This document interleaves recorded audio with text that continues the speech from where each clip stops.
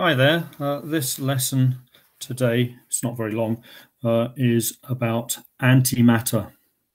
If you want to make some notes as we go along, you can do. You'll be able to stop the video and pause it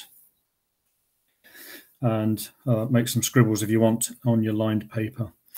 I think you should actually really do that. And then I'll be asking you to post up a sheet, submit a sheet via an assignment to show that you've actually learnt a little bit about antimatter. Okay, so here we go. Back in the 1920s, there was a British scientist. He was working in Bristol. He was called Paul Dirac. And following on from Einstein's work, he was working on particles, particle physics, and he theorized that there would be an opposite particle to an electron. Now, what does that mean? Well, an electron, as we know, has a negative charge of 1.6 times 10 to the negative coulombs. And Dirac posited that there was an opposite particle to an electron that had a positive charge. Exactly the same amount, but positive. So we call this particle an electron, and we call this particle, which has the opposite charge, we call it an anti-electron, or its more common name is something called a positron. You can see it's got the positive bit and a bit of the electron in it, so it's a combined word. Now, it was some time later that people actually managed to get the evidence. So Paul Dirac did the theory, and it was some time later that experiment actually revealed that this did exist. It wasn't just a theory. And how did they do that? There are a number of different experimental bits of equipment that can be used to look at electrons and anti-electrons, or positrons. And the first simple piece of equipment, which I have in fact built before in the classroom, is something called a cloud chamber.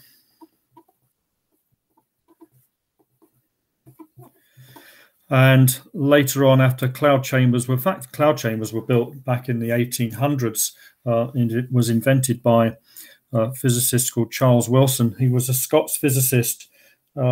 He used to work on the observatory, the weather observatory on the top of Ben Nevis, and he was very interested in clouds, and he wanted to be able to take back a sort of cloud maker, if you like, back to his home in the Borders.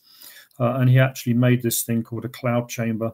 So cloud chambers have been around for some time, but they're usually just used to see alpha and beta particles. Gamma you can't see in a cloud chamber because it doesn't have a charge. So you can see charged particles in something called a cloud chamber. A later development to see the effects of these particles, both negative matter particles. So an electron is a matter particle, and a positron is an antimatter particle. The next development was something called a bubble chamber, and these are quite bigger, and they contain mixtures of supercooled chemicals. It's all about making vapors very, very cold, and a bubble chamber has bubbles of very cold gas, and when particles pass through either a cloud chamber or a bubble chamber, they leave tracks.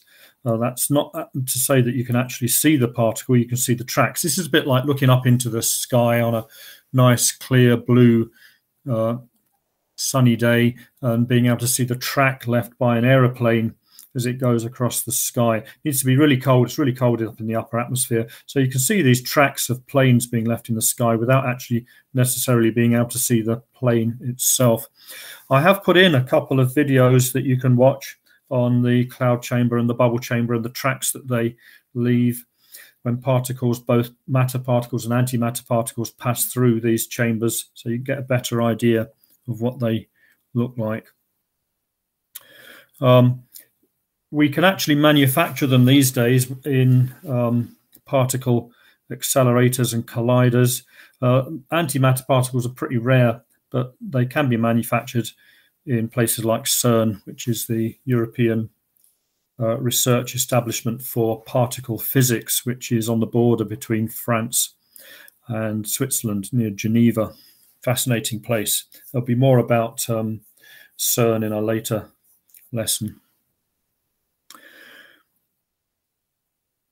Okay, so there is also a diagram of the tracks that are left inside either one of these chambers in Mr. Garrett's course notes on page 4. Okay, so if we get these particles, what do they do? Well, one of the things that they can do is they can be made to collide to see what happens. So if we take a negative electron and a positron, and we fire them towards each other so that they collide. And that's one of the things that particle accelerators and colliders do, is that they collide together, and then physicists can look to see what the result is. Do they smash each other up? Do they make other particles? What exactly do they do? So these two particles, they've obviously got mass. The electron's got a mass. That you can look up in the data table. The positron's got a mass as well, and they've also got high speed. So they've got mass and they've got kinetic energy. And Einstein said in the early 1900s that you could convert mass and energy into other types of energy. And probably his most famous formula, which everybody's aware of, but nobody really means what it is that mass m can be converted into energy if you multiply the mass of a particle or a mass of anything, multiply it by the speed of light squared. This is the speed of light in Einstein's language. Einstein wrote in German.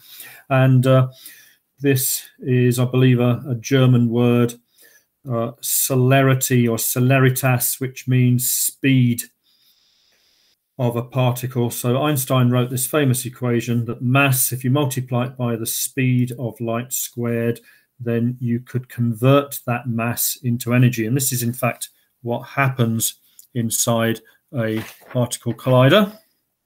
When the two particles come together, they form gamma rays, energy of the electromagnetic spectrum. So you'll have a gamma. I can't draw it backwards, but it goes that way, whereas this one goes off in this direction.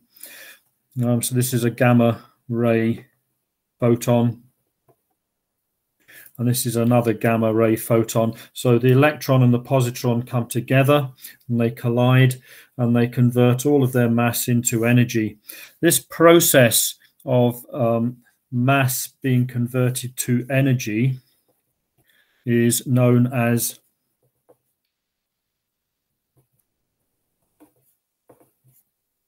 annihilation, and the particles annihilate. So that's another word. So these words you'll need to learn. And the particles will annihilate each other and convert themselves into energy. Okay, so that's the first bit. I have to do a little bit of rubbing out now. So that was the first time that it was theorized and then latterly proved that all matter particles have an antimatter equivalent. So it started off with an electron and an anti-electron, but since particle accelerators have become bigger and bigger, and the one at CERN is currently the biggest one in the world, it was later shown when the accelerator was built in the early 1950s. I think it's gone through a number of upgrades since then, so that not only electrons were collided in the machine in CERN, but also other particles like protons. It was upgraded so that protons and antiprotons could be collided.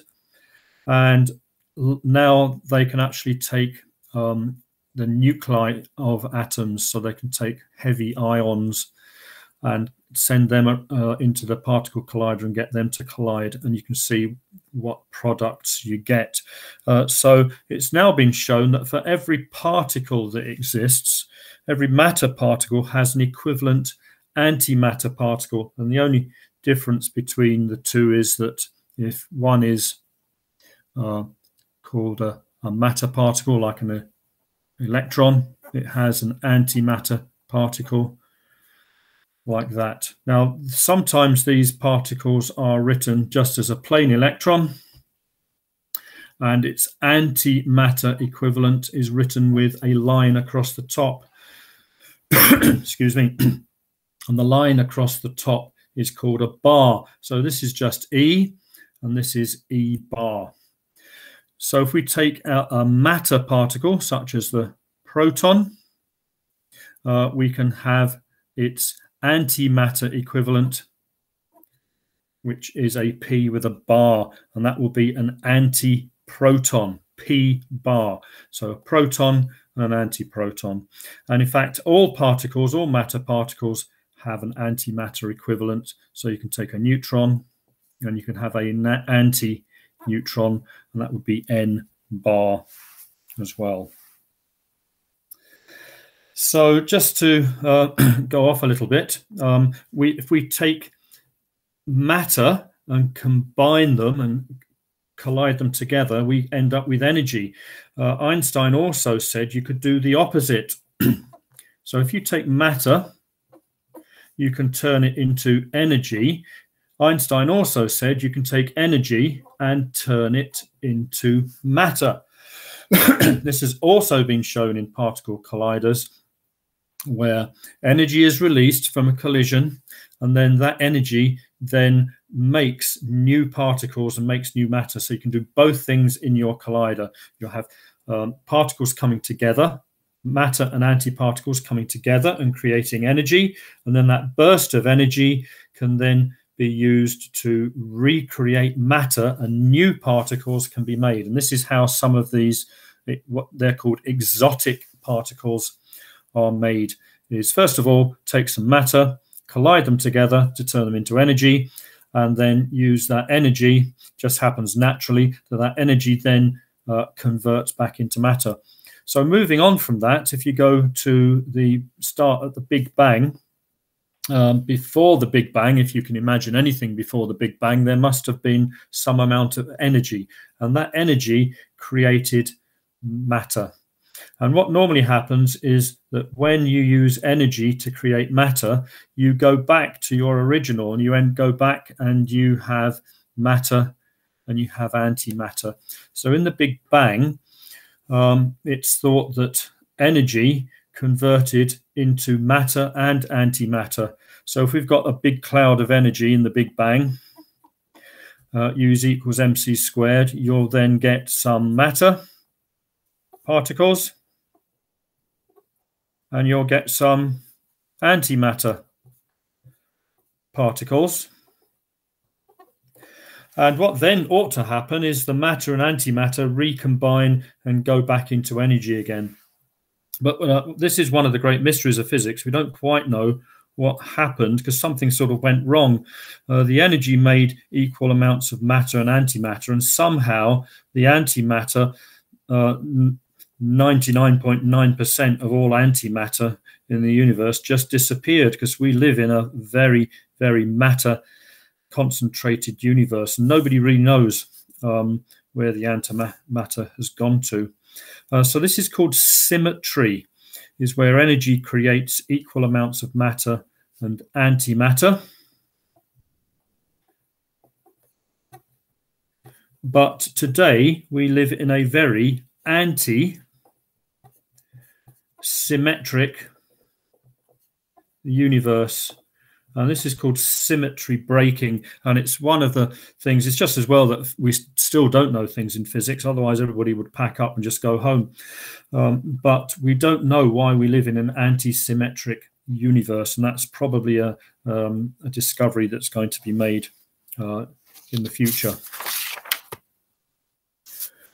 Okay, so that's just about all I want to say about antimatter at the moment. There will be some more information coming up about antimatter in the next lesson, where we look at how antimatter is made naturally, not inside a particle collider, but antimatter is made naturally by, well, I won't tell you what by, because you can watch the video. Okay, so have a look at the videos that I've put up about how to make a cloud chamber. It's bigger relative the bubble chamber.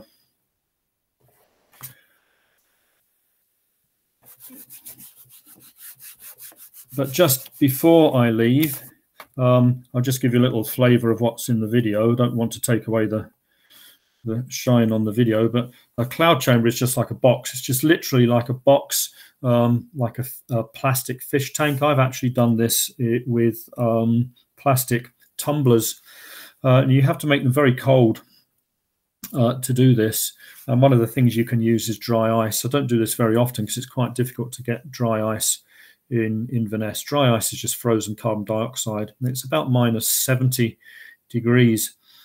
Just as an aside, I think that -70 degrees for dry ice is just the temperature that you need to store modern vaccines at. So modern vaccines, when they're the anti-COVID vaccines, when they're manufactured, they're then stored in something called dry ice. There's lots of carbon dioxide around. You just extract it from the atmosphere, make it cold, and it turns into what literally looks like ice, but it's very, very much colder. -70, and then you can pack your vaccines in a box surrounded by dry ice. So we want some dry ice, and you can make it into pellets or cubes, just like you can with normal ice. So I won't tell you much more about the cloud chamber. You can watch the videos, but particles can be seen inside the cloud chamber. And if we look at an alpha particle, it will just leave a small trace inside, just a few centimeters long inside your cloud chamber. But if we then take some powerful magnets and put powerful magnets either side of the cloud chamber, the magnets, because the alpha particle is charged, you can actually use the magnets to attract the particle. So without the magnets, the particle will just go straight on. With the magnets and the very strong magnetic field, the particle will get attracted or repelled, and that straight line will turn into some sort of arc instead of going straight on. So you might see this inside a cloud chamber, and you'd see lots of these. Alpha particles are very, very common in nature, produced by radon gas, which is released by granite rock. And without the magnets, the particle would just go straight on. With the magnets, the alpha particle will bend. But every so often, you'll see an exact opposite of the alpha particle trail with the magnets going one way.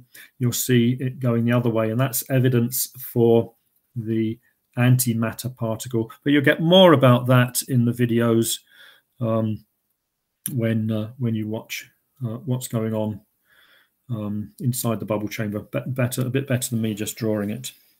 So that's all I want to say now for the antimatter lecture.